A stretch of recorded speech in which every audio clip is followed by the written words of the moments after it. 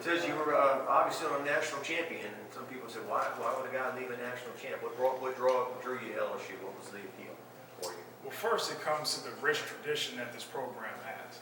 And also Coach Kelly, just his experience and the way he's been able to turn programs around into winning championship contending programs.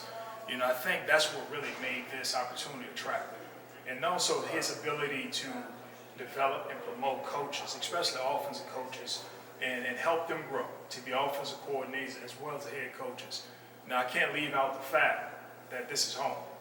You know, and when you're a young kid growing up in the inner city of New Orleans and playing at Harrell Park in North, this is an exciting opportunity.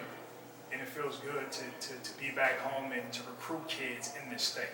Cortez, you might have one of the only rooms that's got depth on the offensive side, on the team maybe, you know? I mean, just talking about your room and some top-level talent that you have and then developing the rest of the guys to come meet them. Well, the good thing is I had an opportunity to recruit a lot of these guys, you know, when I was at the previous university. And it is an extremely talented group. We do have some depth, but at the same token, we're always going to have room for growth, you know, room to get better. The good thing as an offensive staff, this is an opportunity to get a fresh set of eyes on all of these guys. And we're going to use the spring as a continuous evaluation process.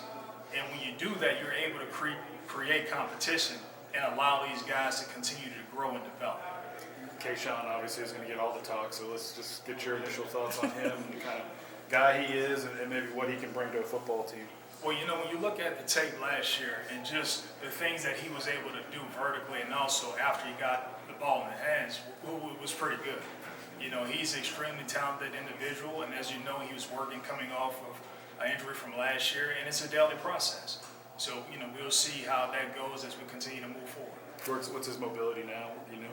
Hey, it's a daily working process. I've heard LSU fans talk about this being a dream team in terms of recruiting with you and Frank and now Napoleon as well. I mean, can you speak about how you guys are going to attack the state and other places in terms of talent? Well, first and foremost, it's always going to be about cultivating relationships. And then when you have relationships that were previously bonded, I think it does help.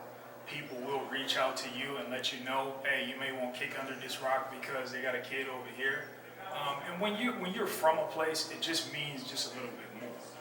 And for us, we all take a very hungry and a humble approach to recruiting because we're always trying to get better.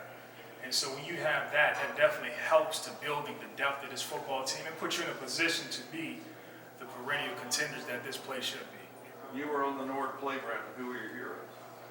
Wow, man, you're gonna take me back. The first person that I met in terms of being NFL players was Aeneas Williams. You know, and he played right over here at Southern, and we grew up in the same neighborhood. So to be in this position, going from playing at Harrell Park to now coaching at LSU, you know, it's like a dream.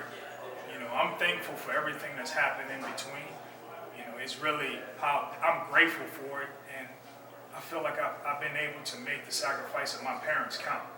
You know, because without them, I wouldn't be in this position. Cortez, when you're breaking down film recruiting, what are you looking for in a receiver specifically? Is there certain things that you're looking for when watching film, or is it just body type, body style? What?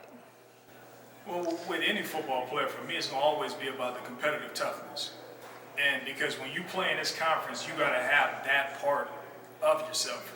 You know, another thing is being from the state of Louisiana, for whatever reason, you know, we just have, you know, like that edge about ourselves. And, you know, when a kid has that, I think it's going to give them a chance. Now, when you're talking about the receiver position, you're always looking for guys that can make plays with the ball in their hand. Also, guys that's going to go up and make the competitive catches.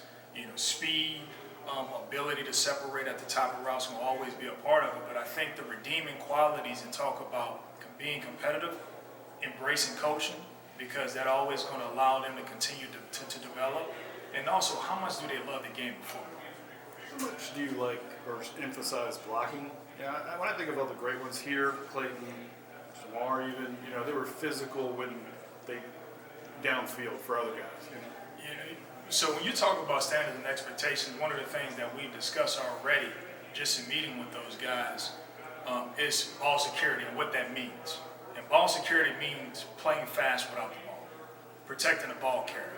And that's when those 4 or 5 yard runs turn into explosive runs, where those, 3-step slants turn into 77, 80-yard touchdowns. It's because guys are willing to be selfless and transition to be blockers on a perimeter to go ahead and spring those guys to make those big plays.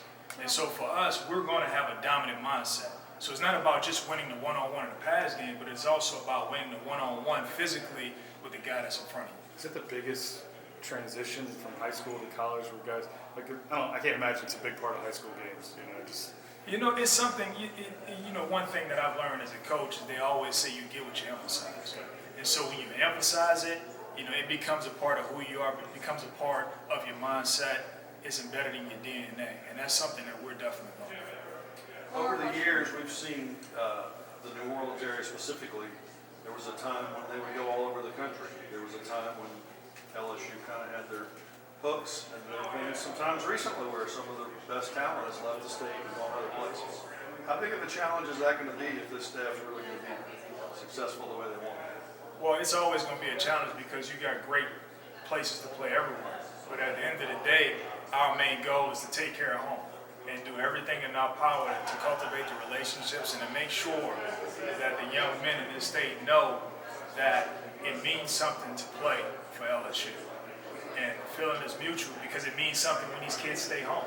We want to make sure that they know they're going to have people in the building that care about their development as people, as students, and want to make sure they get everything that they can out of playing this game of football. Good? Thank you.